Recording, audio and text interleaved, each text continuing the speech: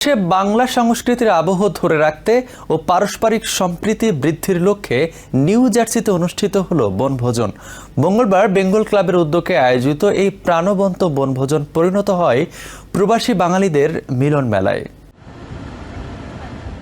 শহরের কোলাহল, ব্যস্ততা আর কংক্রিটের দেয়ালের গণ্ডি পেরিয়ে স্টালম্যানর পার্কে প্রবাসী বাংলাদেশিরা দিনটি কাটিয়েছেন হাসি, গল্প, বিনোদন ও মিলন মেলার মধ্য দিয়ে।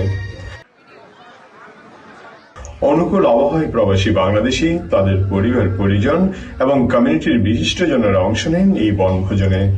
সকালের নরম রোদ, দুপুরের উষ্ণতা আর বিকেলের স্নিগ্ধতায় দিনটি হয়ে ওঠে স্মরণীয়। আমাদের ব্যাংক ক্লাবের পিকনিক আজকে সবাইকে আমন্ত্রণ জানাইছি। আমাদের এখানে ফ্রি এন্ট্রি এবং কমিটির আটলান্টিক সিটির কমিউনিটির প্রত্যেক মানুষ আমাদের এখানে আসে এবং তা উপভোগ করে। এই বনভোজনে বিভিন্ন আয়োজনের মধ্যে ছিল সাংস্কৃতিক অনুষ্ঠান ও র্যাফেল ড্র। বৃষ্টির কারণে কিছু অনুষ্ঠান কাটছাঁট করা হয়। এছাড়া বিভিন্ন ধরনের মুখরোচক দেশীয় খাবারের আয়োজনও ছিল এই বনভোজনে।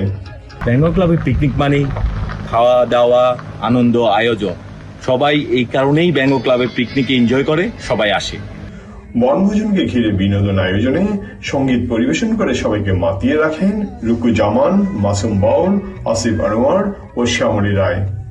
আজকে আমাদের বার্ষিক বনভোজনে সবাইকে আসার জন্য অশেষভাবে ধন্যবাদ এবং এটাকে আপনার সাকসেস করার জন্য সব বাঙালি ভাষীদের প্রতি কৃতজ্ঞতা জ্ঞাপন করছি। অতিথিরা প্রবাসী এমন মিলন মেলার আয়োজনের ভূয়সী প্রশংসা করেন এবং ভবিষ্যতে এ ধরনের আয়োজন আরো বিস্তৃত করার আহ্বান জানান। বেঙ্গল ক্লাব আয়োজিত ফ্রেন্ডস অ্যান্ড ফ্যামিলি পিকনিক আজকে সফলভাবে সম্পন্ন হয়েছে। আপনাদের ভালোবাসা এবং উপস্থিতি আমাদের এই প্রচেষ্টাকে সফল করেছে। আমাদের বেঙ্গল ক্লাবের পিকনিকে কমিটির সবাই এসেছে, সবাই এসে অংশগ্রহণ করেছে। বিশেষ করে বাচ্চারা, আমাদের মা বোনেরা যারা আছে সবাই এসে আমরা পিকনিকের খেলা, নানান পদের খেলা ছিল, অংশগ্রহণ করেছি এবং সবাই খুব সুন্দরভাবে এনজয় করে পিকনিকটা শেষ করেছি।